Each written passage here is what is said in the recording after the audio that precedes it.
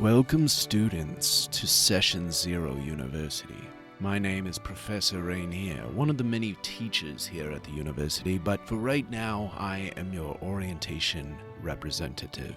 Here at SCU, you will find a variety of professors well-versed in the realms of tabletop role-playing games, offering you their insight on every facet of TTRPGs. Perhaps you'd like to take a homebrewing class with our potions professor, or join in on a role-playing class put on by our theater department. Be sure to take all your required general education classes like Character Creation 101, Intro to World Building, and NPC Voices for Beginners to help round out your education. There are also plenty of electives and intramural opportunities to add some fun and diversity into your everyday schedule. So get out there and learn. Whether you're hoping to graduate with a degree in DMing or playing It Matters Not, there's always room to grow at Session Zero University.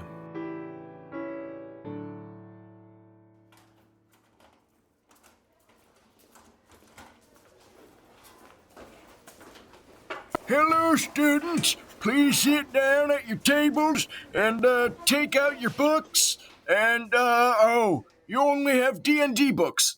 Is that right? Well, yeah, that needs to stop. There are many tabletop role-playing games other than D&D. That's what today's class is about. I'm going to be teaching you all how to break out of the D&D-only mindset. Hartly Llosa, welcome so much to the Session Zero University, our special new series that we've kind of started to discuss kind of a bit more expanded world of TTRPGs and sort of learning and finding new ways to grow as game masters, as players, whatever the case. Today, again, thank you so much for being on the show to talk to us about getting free of that D&D only mindset, and also the Nightbringer RPG that you're working on, which we'll be talking about here at the end. But before we get to that, let's talk about getting free of that D&D mindset. So obviously, we kind of understand that D&D is kind of the big dominating RPG of our time. I mean, ever since it came out, kind of the OG TTRPG in general, stemming all the way back to when it kind of came out in the 70s and got popular in the 80s. So we've definitely seen a big resurgence of it lately, which on one hand is nice in the sense that we get to see a lot more people getting introduced to TTRPGs. But what would you say are maybe some of the things that might have gotten it re-sparked that popularity of Dungeons and Dragons? Yeah. Well, first off, I'm glad to be here. Yeah. Sorry, I should have paused to let you kind of... Yeah, tabletop role-playing games are really interesting because they combine theatrical improv and stuff like that with math and tactics and statistics and lots of stuff like that. And I mean, that varies across tabletop role-playing games. You're going to find some that have no math at all, or some that have no improv at all. But with D&D on the rise more recently, well, I mean, a lot of it is partially like Stranger Things and stuff like that, and just shows that used it. Although I actually have never watched Critical Role at all, but heard so much that it is one of the main proprietors of getting new people into it and stuff like that. Very true. Yeah, absolutely. I think it's also partially that the WotC has been trying to push D&D to newer people, which can be a good and bad thing, which I think, looking at the questions, we'll probably get more into later.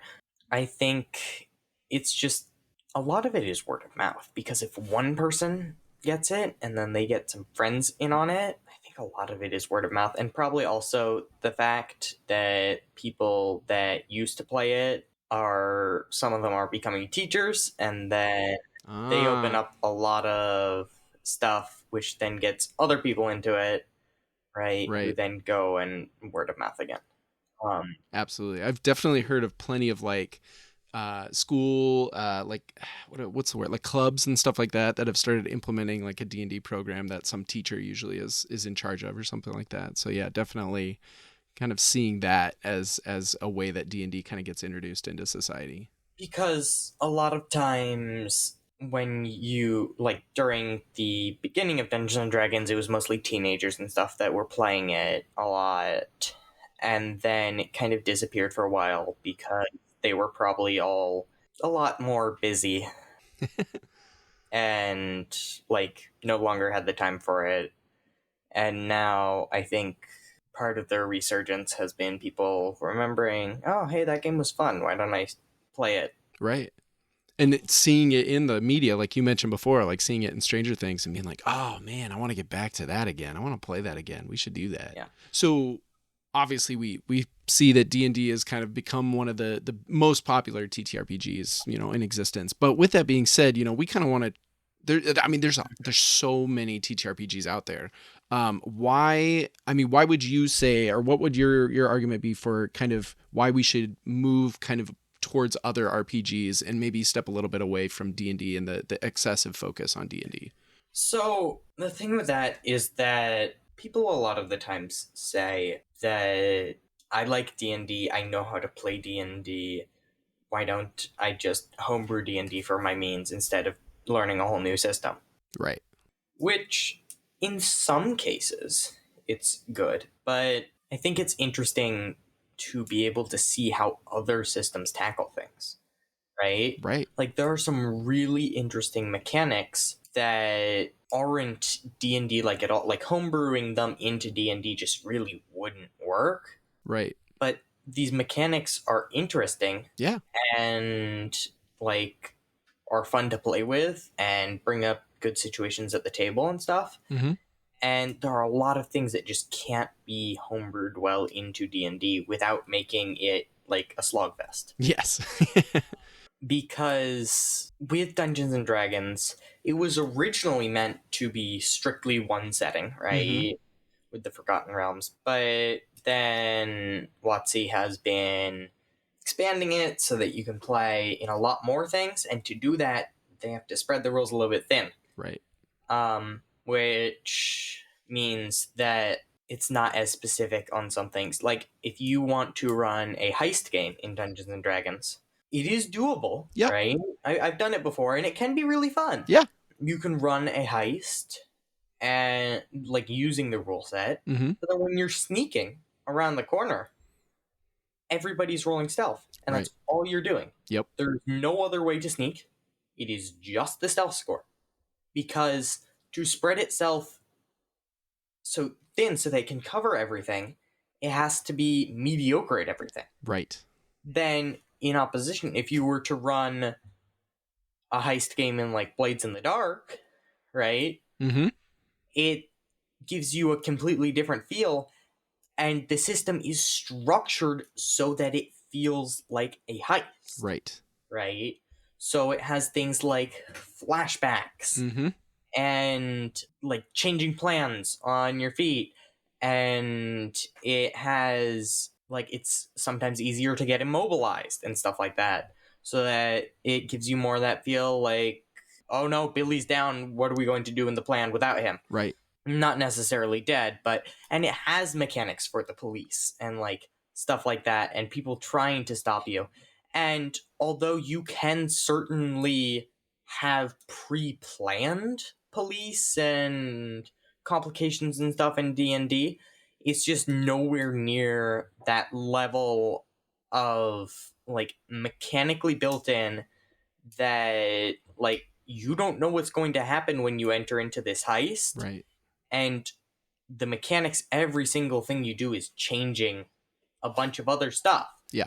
But then if you tried to run Blades in the Dark and you try to run, like, a high fantasy dungeon crawl, I mean, you could do it, but it just wouldn't be as effective. Yeah.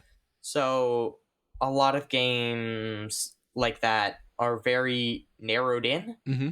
which can lead to amazing games and stuff, whereas D&D is very broad, so that it can cover a lot of things. Yes. Which sometimes that's what you want. Sometimes you want to do a little bit of everything. Right. And then there are also TTRPGs that are similar to that, which then at that point it's just your preference of mechanics. Right.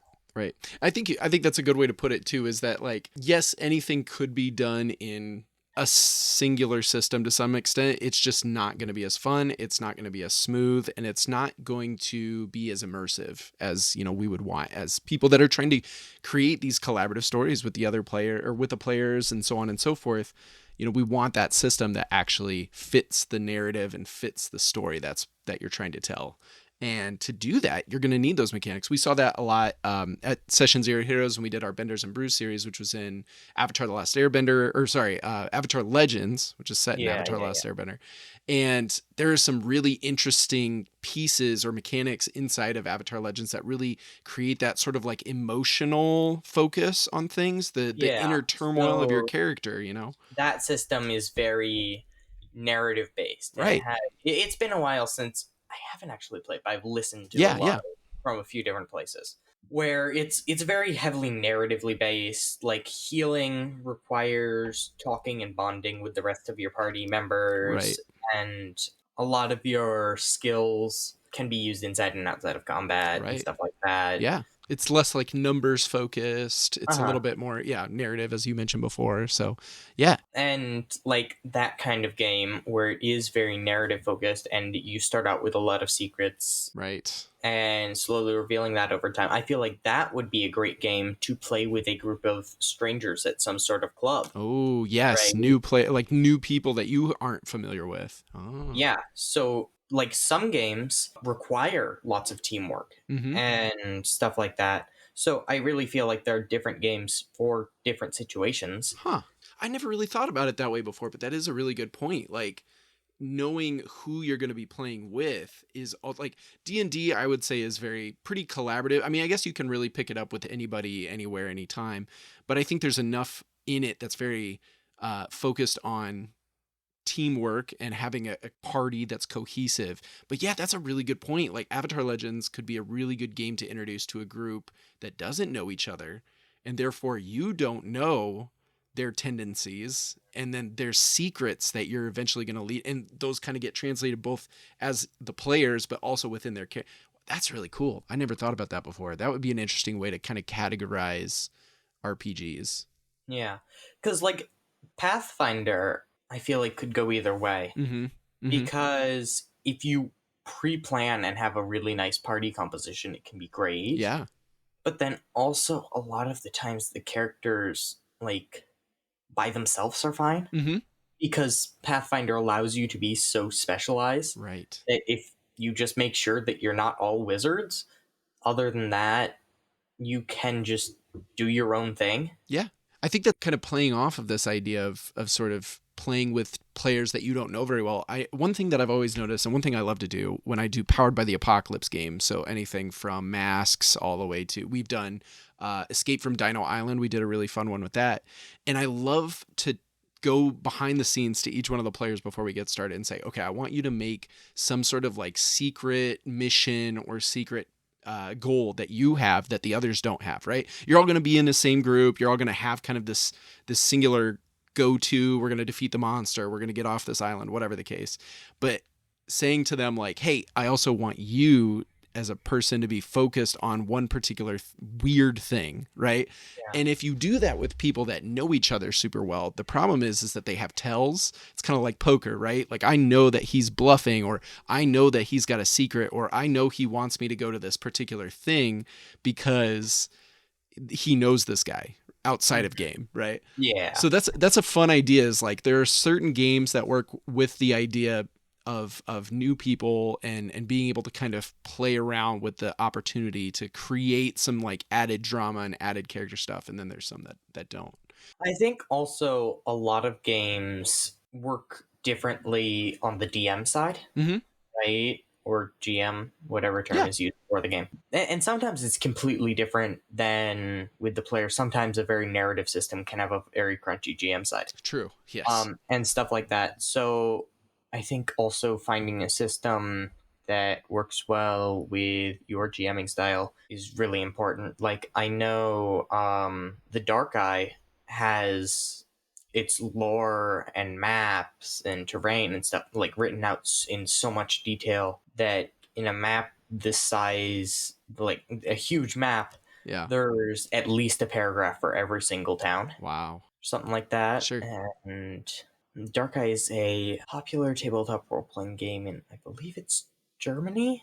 Interesting. Okay. Like it takes I place in I Germany? tried playing it with my group because I thought it was really fun. Yeah. But the character creation process gives you, I believe it's like 100 points, maybe Oh, it's okay. 1,000 that you put into every single skill, and it's like the most intricate, complex. Right. And then the system is also, it's not as crunchy as character creation. Okay. But like, if you don't know what you're doing with character creation, Sure. it's just not really playable, and the character creation is so difficult that Sure. like my group wasn't able to handle it. Ah, yes. And that actually kind of goes into the next kind of question or topic that I was going to ask about, which is obviously one of the biggest fears. And I know I've had it. I've been the guy that said, well, let's try to like do a D&D campaign that's not set in a high fantasy world. And then quickly realized this is a mess to either make or try to come up with. So for those GMs and players out there that are like, oh, I'd love to use a new system, but I'm really not looking forward to the idea of trying to figure it out or whatever the case. Like what kind of how can we as the GMs and the players of this world, how can we overcome that fear or that dread or whatever it is that you want to call it, to push through and inevitably take on those new systems? Podcasts are really helpful. Yeah. Actual play podcasts, listening to the system being played by other people is really helpful. One shots. True. Run a one shot with your group, see how they feel about something before diving in. Yeah. There was one time where I prepped this large campaign without testing it, which was like this very intricate lore-based subterfuge war or whatever, where the players were trying to play both sides and whatever, and they loved it. And we went through a few sessions, but then eventually I had to call it off because it was an absolute nightmare to GM. Right. And with something like that, no one was following any of the pre-built threads, and everything was just like falling apart. And at the point where they were now, I had everything that I had planned completely out the window. Right. So something as careful as that didn't specifically work. And I think that if I had tested it with a one shot in that setting or whatever, that was a very political one shot, I would have been able to see, yeah, maybe don't put effort into doing this campaign or do this campaign because this just isn't going to work with this more silly light group. Yeah. So doing one shots with your group is helpful. I also find that like if you go online and you find like public games or whatever, sometimes the GMs with public games can be really good. Or like even as a GM, being a player in a public game is really helpful. Oh, absolutely, yeah. Because then you see how other people are able to GM and stuff like that. And then if you do bad, it's a public game. You're never going to see those people again. True. There's really no downside in it. And a lot of the times, once you play one game, it's much better. Right. It clicks. So I'm in a few groups. I DM for one of them. But in one of the other groups I was in, which this is... before this, I was fully, like, only playing D&D and, like, maybe some Fate Accelerated. But they decided to... the rest of the group had decided to switch to Pathfinder. And I was kind of considering leaving. Sure. Because I had biases and whatever. And, like, when I was trying to learn Pathfinder rules and stuff, I was kind of only looking at stuff that was critiquing Pathfinder and looking at comparisons between Pathfinder and D&D, which I don't really think you should be trying to compare these systems. Right. Because if you compare the systems, then it just, you kind of lose the feeling of it. Yeah, you're not keeping an open mind to like, well, let me see why people like this and let me see why the group wants to go towards this. So one of the things that I heard a lot of was that Pathfinder is horizontal progression opposed to vertical progression. Okay. Which I have some minor issues with it, but it really is not as much as people say it is. Okay. And what does that mean exactly? So with vertical and horizontal a lot of people are saying is that Dungeons and Dragons, you get lots of skills that stack, right? Okay. So at level 2, you gain this ability. At level 3, when you get this ability, you get this specific buff. At level 4, this ability, you can cast it twice. At level 5, and it's just kind of all piling on to the 1 or 2 abilities Sure. that you get at the beginning, right? Which is fun because that means high damage numbers and Right. whatever. And horizontal progression is like you get more options, right? So it's not necessarily just stacking all onto one thing, which I didn't like that, right? Because I felt that eventually you just have so many options, you're just going to be choosing 2 or 3 because there's only so many things that you can do in your turn. Right. But with Pathfinder, right, you can do a lot more things because there's the 3 action economy. Right. And it's not necessarily all horizontal progression. And now that I think about it, like with D&D, if you're just always casting Eldritch Blast as a warlock, it just kind of becomes boring. Yes. Monotonous. Yep. So it's a kind of horizontal progression, but it's not like you're just getting more things piled on top. You're swapping out old things for new things, and, well, not necessarily, but you're getting more abilities that you can use at the same time, but you Okay. don't always have to use them together. Right. Because some of the higher level stuff for Warlock gives you bonuses to Eldritch Blast. If you're playing a Warlock that doesn't use Eldritch Blast, that ability is useless to you. Right.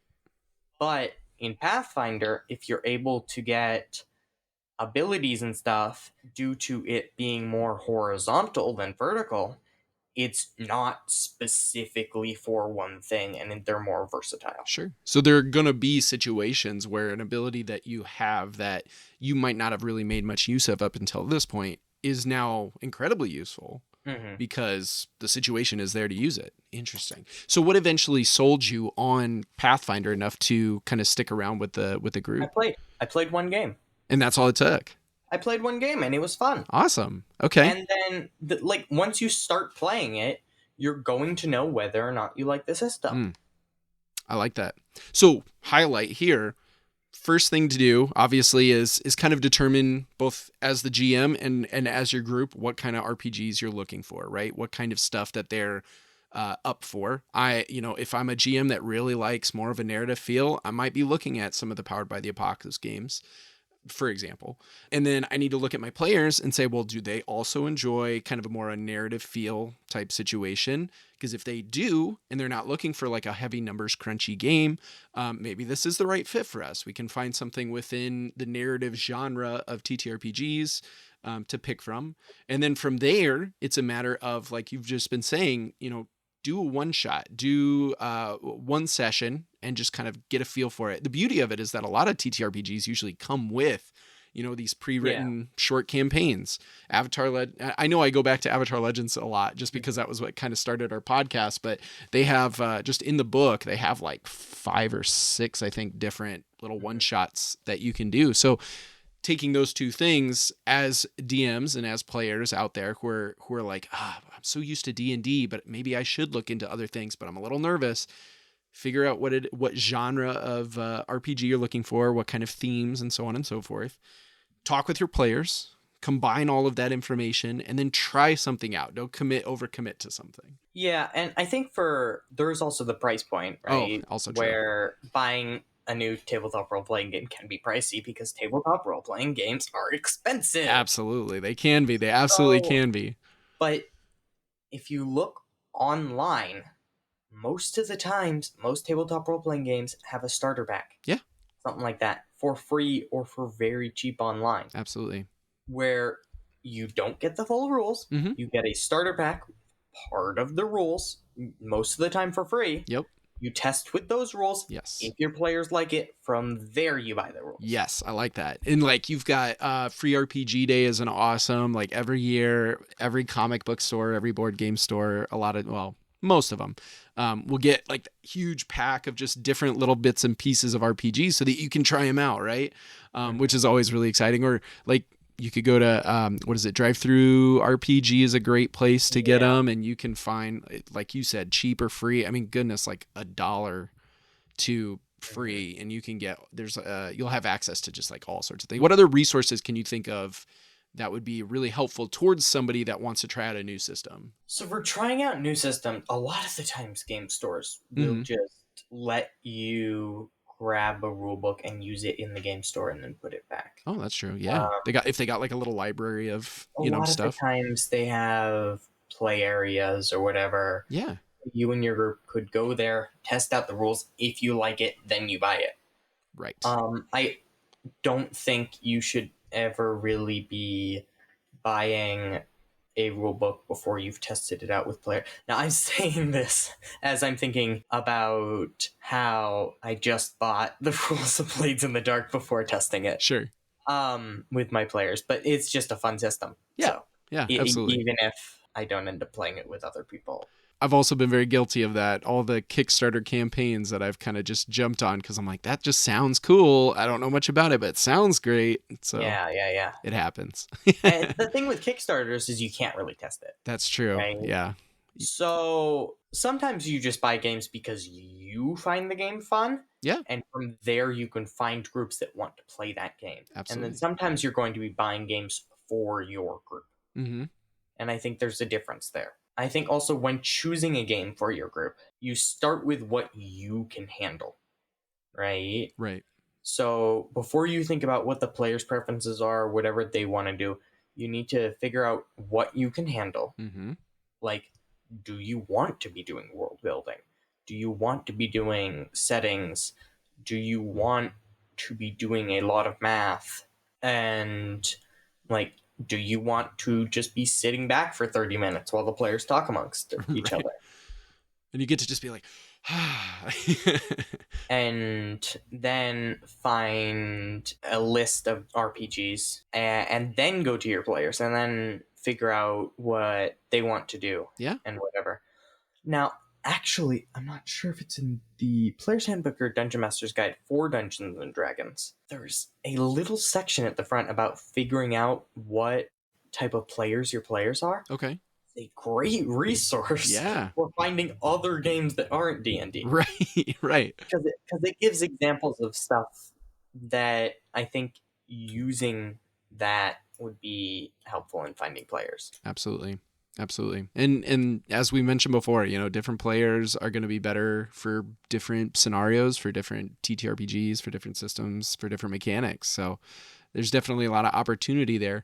With that being said, and I think we really kind of hit on the idea that there are a lot of different TTRPGs out there, both systems or homebrews for pre-existing systems to kind of introduce new themes and so on and so forth.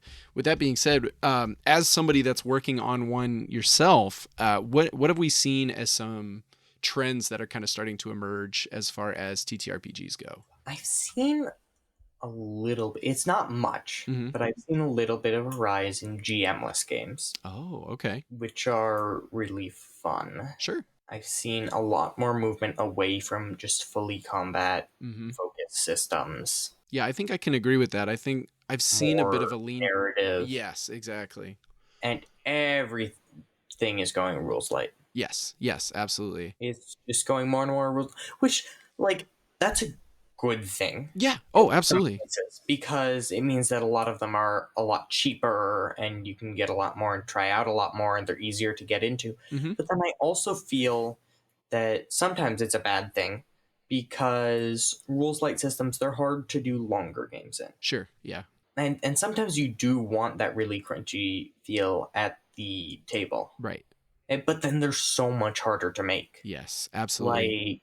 Like, my system is medium. Yeah, I'd say so. After reading through some of the stuff, I'd say it's probably about medium. It's somewhere in between, and I would never be able to do something as complicated as some of the, like, heavy systems. Sure.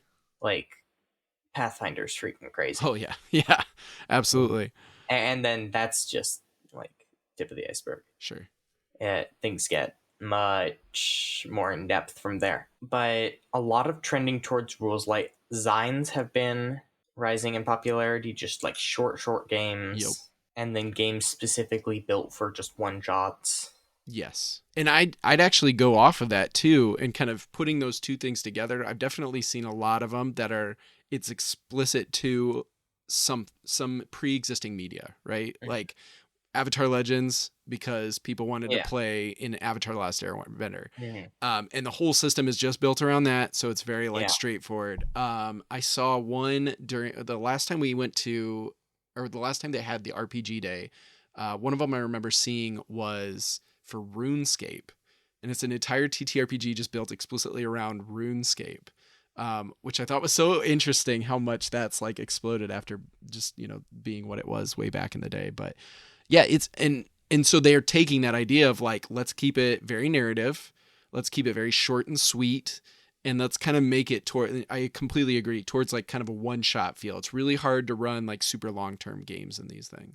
Yeah, which can be great Right. sometimes, but then it can also be kind of annoying It's when true. you do want to run a long-term game. Yeah, I've been looking at purchasing or pre-ordering because I've been looking forward to it, which I think is going to be more crunchy. Mm-hmm. Brandon Sanderson's new Cosmere Yeah. RPG. Yeah, absolutely. I think that should be interesting.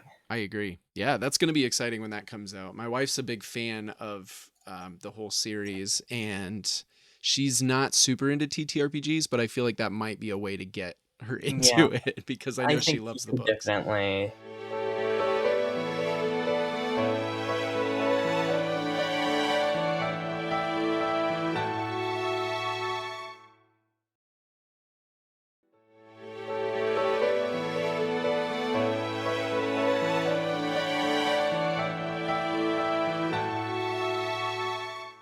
Yeah, a lot of tabletop role-playing games are going a lot more simple. Mm-hmm.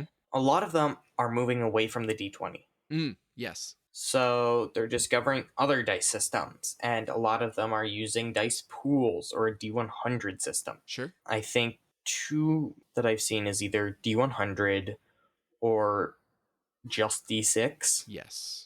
I have definitely seen a lot of D6 based systems, and a Yeah. lot of them using the dice pool. Which a lot of people with D6, it's a lot easier, Yeah. right? Because when you're introducing a new person to the game, you have to give them these dice, right? Yep. And say, yeah, so you're going to have to memorize the names for each of these, even though they look really similar. Yes. That's probably one of the biggest things that slows down a game of D&D is you get a new person in and they're like, wait, And which one is they've that? been rolling the D12 instead of the D20 for the first time. Exactly. That moment when they're supposed to do a D8's worth of damage and they're like, I got an 11, and you're like, how did you don't have a multiplier. What are you talking about? You have an 11.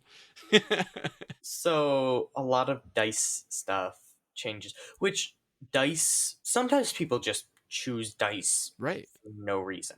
And they're like, I just think this is cool, which can be annoying. Because, like, when designing a system, I think the dice should reflect the system. Oh, absolutely. Yeah. Mathematically. Mm-hmm.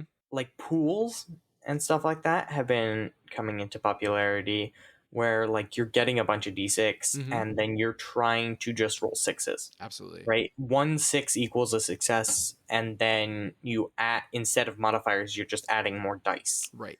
Which is interesting, and Yeah. it fits some systems. Yeah, absolutely. There's ways to make that work and ways that works. I know I just got the Wilderfeast campaign stuff from Kickstarter, and that's kind of one of the themes they go with that is gaining D6s or choosing to take an alternate route that gives you other dice, but I digress. I also recently saw one system where each of the classes is using different types of dice to attack and beat the same AC. Oh, interesting. Okay. And like doing different dice of damage, which was interesting. Yeah. So yeah, dice is definitely kind of a big element to the trends that we're seeing. And like you said, dice pools is a big one, which is super interesting. So with that being said, let's jump over to we've seen how other people are kind of working on creating TTRPGs and what seems to be popular now, which doesn't guarantee that it's going to be popular later, but that's, you know, what we're seeing, like I said, emerging trends. jumping over to Nightbringer, which is your game that you're working Yes. on, your system. Tell me about that. I guess, first of all, let's just start with kind of the basic overview. Tell me a little bit about what inspired you to make it. What are we looking at when it comes to it and its mechanics and so on and so forth? So, Nightbringer is an all-wizard tabletop role-playing game. Nice. It's all humans, all wizards, right? Which, I think it was like around a year, maybe half a year, I don't know. It seems like it's been a while. It takes a long time to make it. Yeah. I was thinking about creating like a simple rules light system or whatever, which it is not anymore. And I was just drawing around on paper, trying to create an interesting character sheet that had like skills tied to races, tied to classes, and everything tied together. And I wanted to do something interesting for Magic. So I was looking around and I kind of felt that if you're going to have cool magic and stuff, the melee kind of falls short. That's a good point. Because a person that can cast a huge ball of fire shouldn't be equal in power to a guy with a pointy stick. Right. It kind of goes back to like in Avatar: The Last Airbender, you always kind of wonder about the non-benders, and you're like, yeah, but I mean, I get he's good with the sword, but like that guy could literally throw a wave of water on him and then freeze it, and he's not going to be able to do anything, you know? Yeah. So, and then I was working towards the wizard stuff. Yeah. And I kind of decided to get rid of races. Sure. Because having it all be human wizards makes you focus a lot more on the classes themselves. Right. Than the character's appearance and whatever, and how the character is culturally. Yeah. It's one less thing to have to like think about and focus on when you're creating your character. That like overcomplicates things sometimes. So it's changed a lot. And it's funny that you mentioned Avatar. Yeah. Right, because the initiative system, one of the main tactical things, is partially based off of the Avatar system. Oh, okay. I was talking with someone after a playtest, and they suggested something from some other system that I was like, oh, that's similar to the Avatar system, which is what I had the most experience with. Sure. But it's like if you take the narrative of the Avatar system and you just add in a bunch of crunchy math. Sure.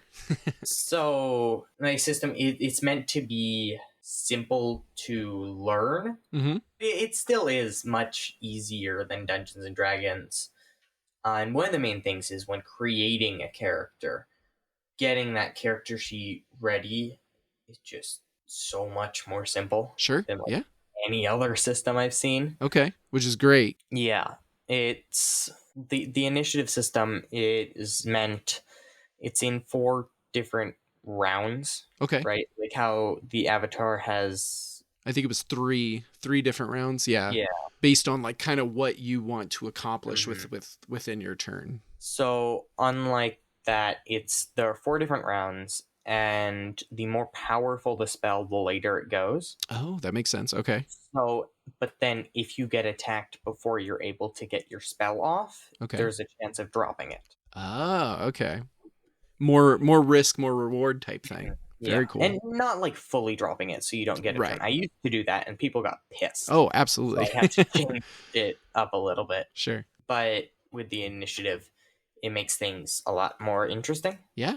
And then plus throw reactions in there, which I decided that for the system that I wanted to make, I didn't want reactions to be limited like in D&D to only 1.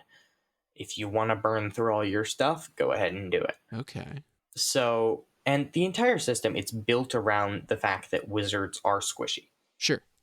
Right? And it is really easy to die. Right. And then there is revival and stuff like that, but sometimes that's not the best idea.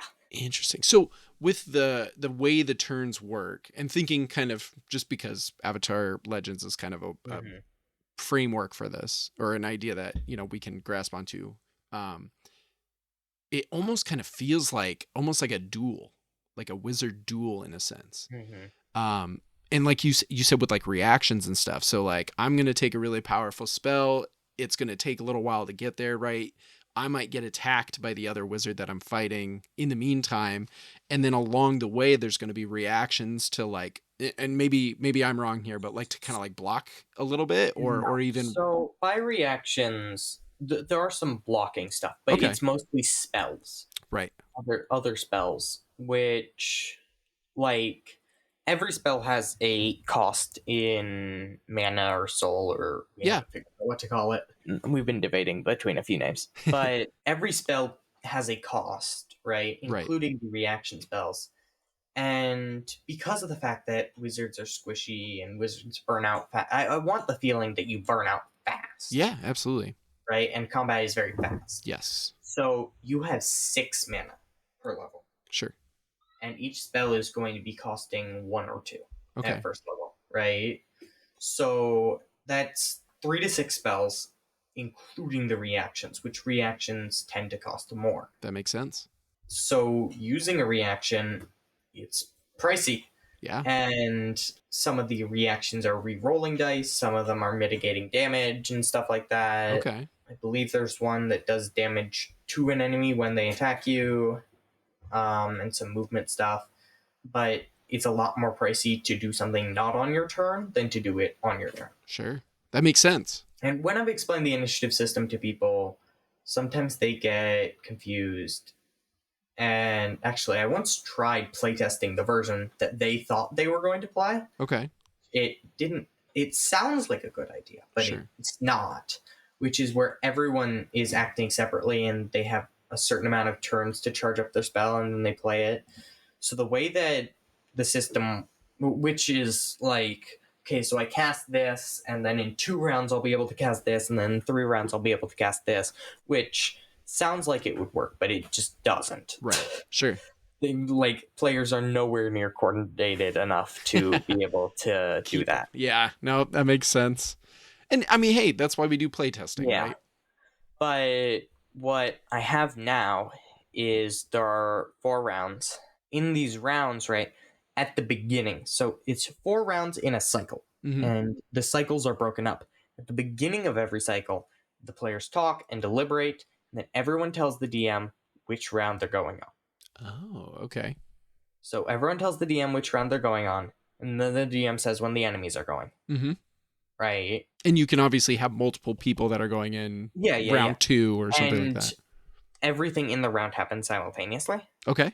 And you just go around, and if I were to get attacked for 5 damage and that were to kill me, I also go on the same round, and I were to make an attack against some other enemy for 3 damage, that enemy still takes 3 damage, and I go down. Okay. Because you're throwing this like bolt of lightning just as he's also throwing a bolt of lightning back at you, and they're hitting each other. That's cool. Okay. I like it. Very cool. Yeah. So the stuff happens at the same time on a round, and then at the end of the round, you get to choose new positions in the round. Oh, okay. So you can say, okay, I want to be in different, Yeah. round 1 this time around. And so you don't have to specify what you're doing, you just have to specify which round you're going on. Gotcha. And different spells have round specifications. Right. I was just going to say, that makes sense. Okay. Like round 2 or later. Now, if you get hit, like if you decide to go round 4 and you get hit, right? That means that on your turn, even though you are in round 4, you are going to be acting as if it's round 3. Okay. So you got partially disrupted. Got it. Right? So you can only cast round 3 and lower spells. Got if you got hit again before you were able to go, then you would be going at round 2 spells, even though you are at round 4. All right. So it's like you're setting the mana or whatever you decide to call it aside to cast this larger spell, and then you're getting hit and realizing I'm not going to be able to take this spell. I need to exude this mana into something less intense, but something nonetheless, so that I can help my team for whatever, however it is that you want to do it. And it also keeps the options open too. So if someone gets hit, one of your friends gets hit in round 1, and I go into round 2 and I was like, well, I was going to cast a fireball at somebody, but I think instead I'm going to deviate that mana into doing a healing spell to bring that one player back. Oh, okay. Very cool. Okay. Yeah. So the 4 rounds are instant, swift, focused, and tactical. Okay.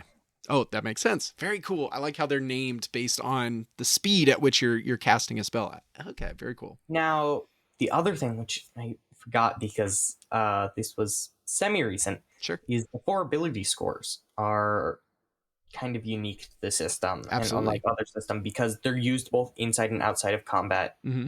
like 4 different things. Because in a game like Dungeons and Dragons, you are using your attack modifier for attacking, and then that's all it does. Right. Right. So what we have is we have the 4 skills: occultism, might, awareness, and cunning. Okay. So occultism is going to be used for things like your keeping focus on your spells, Okay. recalling knowledge, knowing about history, solving puzzles, and doing intellect-based things. Yeah. Your might skill is going to be used for doing damage Okay. against enemies with your spell. And it's going to be helping you resist against status effects, right? So if you need to make some sort of save against a status effect, you're going to be using your might as well. And it's going to be used for like breaking down doors and doing other strength-based things. Sure. It's your personal, like it's attack, defense, and constitution all kind of rolled into one. And your awareness, that's what you're going to be doing when you roll to hit on an attack, right? Okay. You're going to roll with your awareness to see if you hit. Yeah. Yeah. It's your hit chance. Got it. Basically. Your accuracy, your perception. Now, awareness, it's not just perceptive awareness, it's also social awareness, right? Oh, so you're going to okay. be using that for social situations as well. Nice. And like talking to people and stuff like that. And then cunning is your deception, your stealth, your acrobatics, and it's also what you're going to be using to dodge. Okay. And what your AC is mostly going to be based off of. Right. Right. That makes sense. Very cool. It's very different than how in other systems they kind of have 2 sets of skills, one for combat, one for out of combat. Got it. We kind of tie them in together. And the way you get those skills is when you're creating your character. Through level ups, they're really not going to change. Sure. Because I think it's kind of stupid with games where if you get a +1 in strength and the monster also gets a +1 in strength as you level up, it doesn't do anything. Right. So I really think there's not really a point in doing that. Yeah, and there's kind of a weird aspect of it too of like, okay, you went and fought something on day 1 and you beat it and you leveled up, and then day 2 your strength went up by a score of 2, right? So it's like overnight you gained 2 whole points of strength and it changed like all these stats and like everything else. Like there's a little bit of lacking logic there for sure. But out of the 4 skills, you set one of them to -1, one to 0, one to +1, and one to +2. Okay. And the thing with that is that all 4 of those skills are really vital. Yes. Right? You're going to be using them a lot. Right. There are only 4 skills. So where you put those points is very important. Mm-hmm. That makes sense. Going back to wizards being squishy and whatever, +1 or +2 or -1 is a lot. Yes. Because we use a 3d4 system. Okay. So you're rolling 3 d4s. Which is because wizards, like, it's fully d4, Okay. right? Because wizards are squishy and you're going to be having 6 HP at level 1. Right. So people are going to go down quick. With a d4, you're going to go down fast. Yes, that makes sense. And then it was going to be 2d4, but then me and my editor were looking at the probability curve and it just was too steep. Right. So we needed to move to 3d4. Hey, like I said, play testing and understanding the math, that's really cool. And I'm going to talk about one more thing before I actually get into spells themselves, which is the meat of the system. Which is, we do a few things like tethering. Okay. Which is your connection to reality. And it's a scale that goes from, it's not numerical, but it's 6 in either direction from center. Oh, okay. Right? And it's your amount of tetheredness to reality. Okay. Right? So one side is reality, one side is magic. And there are situations where you're going to be moving along that scale.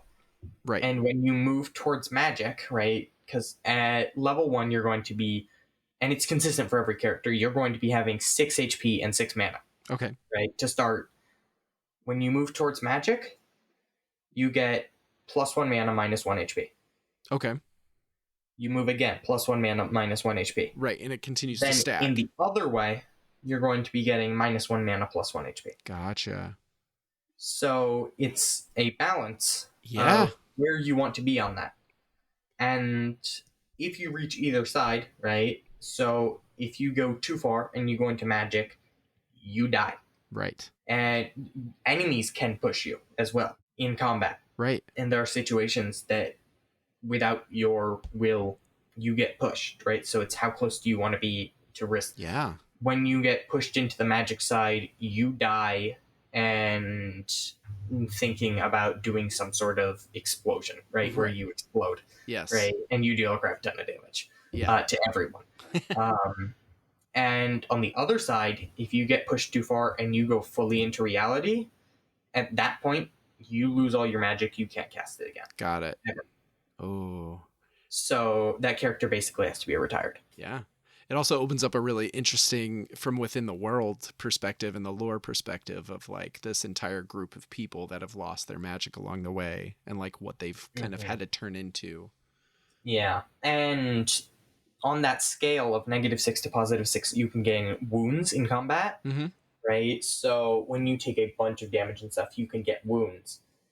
And there are physical wounds and soul wounds, right?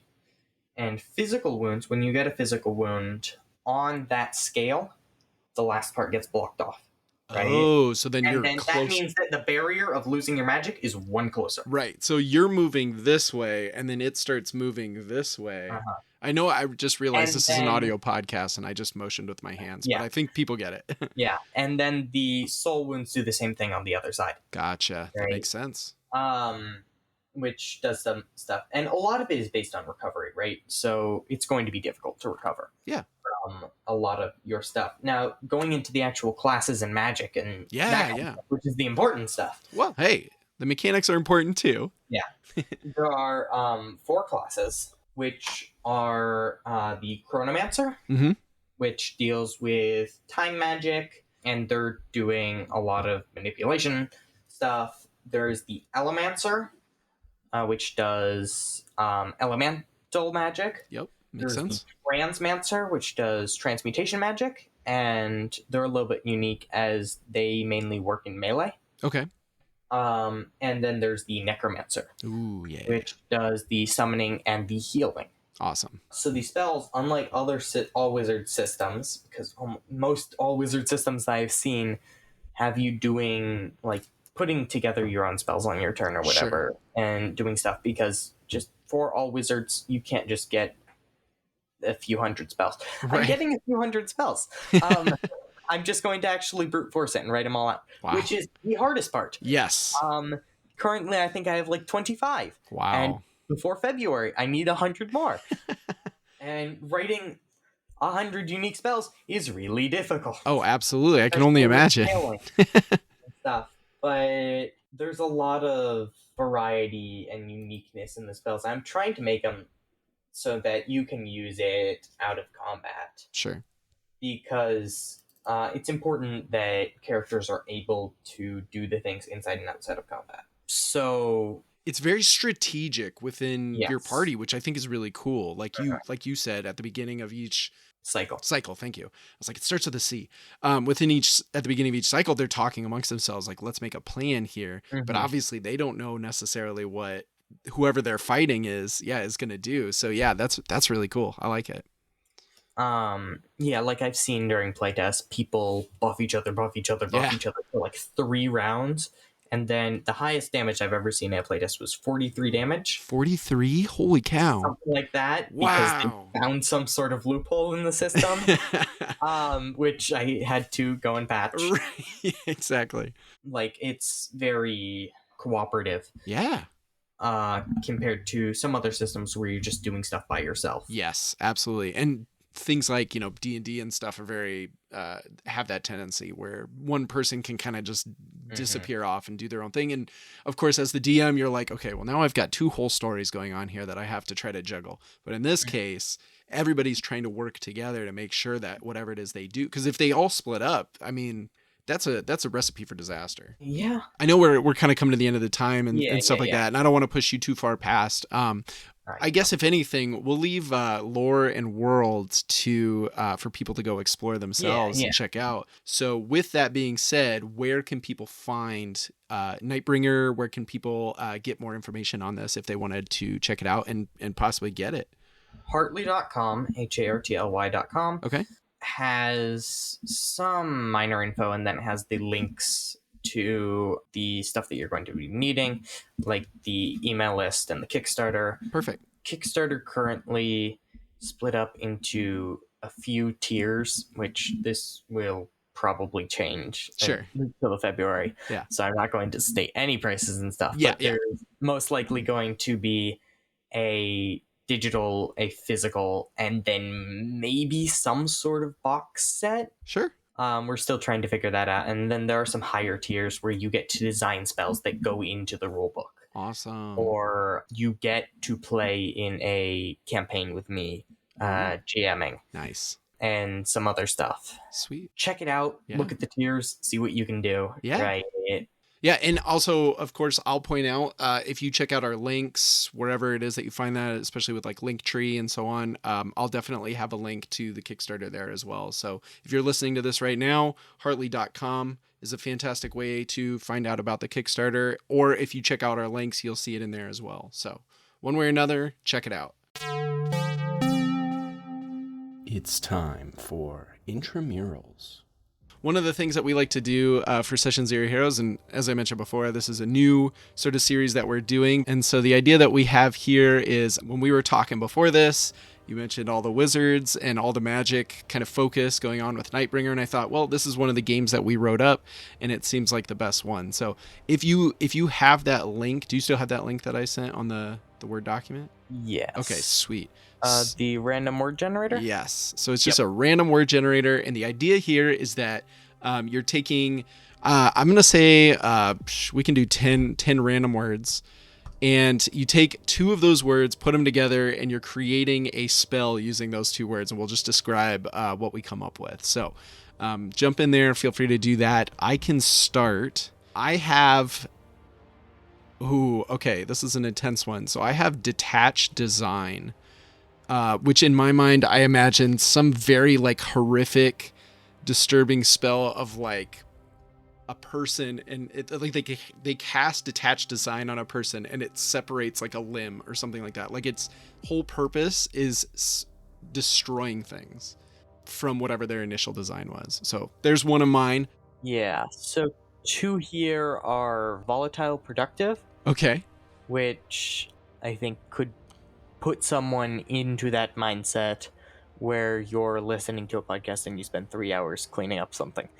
So it could be kind of beneficial. Or you write a bunch and then afterwards you look back at it and it's really not the best, but you spent like 5 hours working on it. That zone out situation. Which could be used on an enemy to make them stop focusing on the battle. Yeah. I like that. I like that a lot. Let's see. Another one that I just got. It's just Lucky Sugar. And the idea is that you use it to enchant explicitly sugar, which means you have to be carrying a bag or some receptacle of sugar around with you. And you're enchanting the sugar so that while you have it on your person, you can scatter it on something as if it were like some kind of pixie dust, and it would have luck. So, like beneficial pocket sand. Yes, exactly. Maybe that gives you advantage on a roll, or maybe that gives you a bonus to a roll, or something along those lines. Whatever the case, it is Lucky Sugar. I got Aquatic Veil. Ooh, that sounds cool. Could be used in some sorts of underwater battles against monsters and stuff. Yeah. There are like sharks and I believe a few other species. They can sense electricity through the water and whatever, and that's what they use to track a lot of prey. And I could be wrong on the exact wording. Sure. And so they don't need to see you or smell you to be able to find you. And I think that might block that.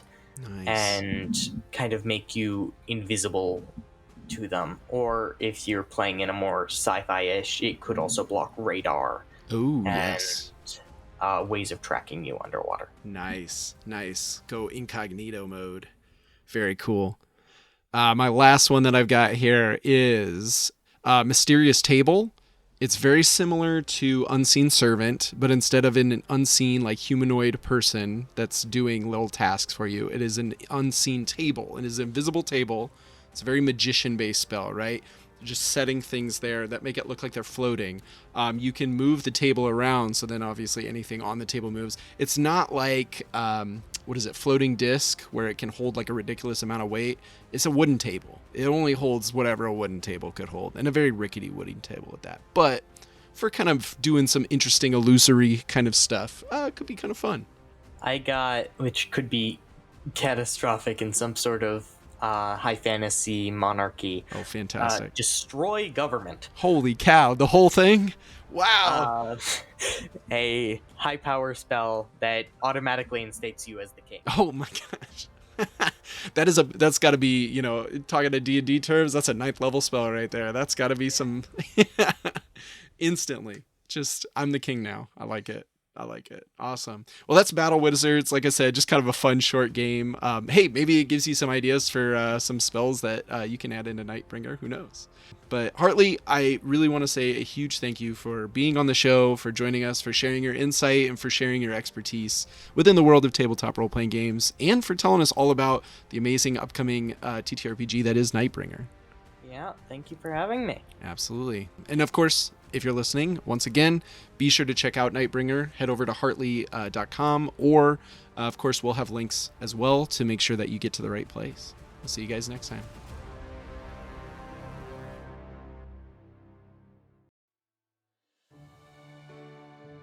Thank you so much for joining us for today's class. We hope you gained some new knowledge and ideas from our incredibly knowledgeable professors, which you can take with you to your table and implement into your games and sessions. If you enjoy what we're developing here at Session Zero University, then be sure to check out our lessons in practice by checking out various actual play episodes. We have tested and recorded a variety of games, systems, stories, and themes for your enjoyment, from Dungeons & Dragons to Powered by the Apocalypse to Kids on Bikes and more. Be sure to follow and subscribe to the Session Zero Heroes podcast so you don't miss out on any of our future TTRPG content. Our show is available everywhere podcasts can be found, from Spotify to Apple Podcasts to YouTube, so there are plenty of places that you can follow and listen from. We encourage you to check us out on social media as well, whether you're prevalent on Facebook, X, Instagram, Blue Sky, or Discord. We're there, and we'd love for you to join our community. And if you're willing, we would truly appreciate you dropping a review on whatever platform you're listening to if it allows you to do so. Your feedback means a lot and helps others to discover our show. Thank you so much, and we'll see you for your next class at Session Zero University, run by the Session Zero Heroes podcast.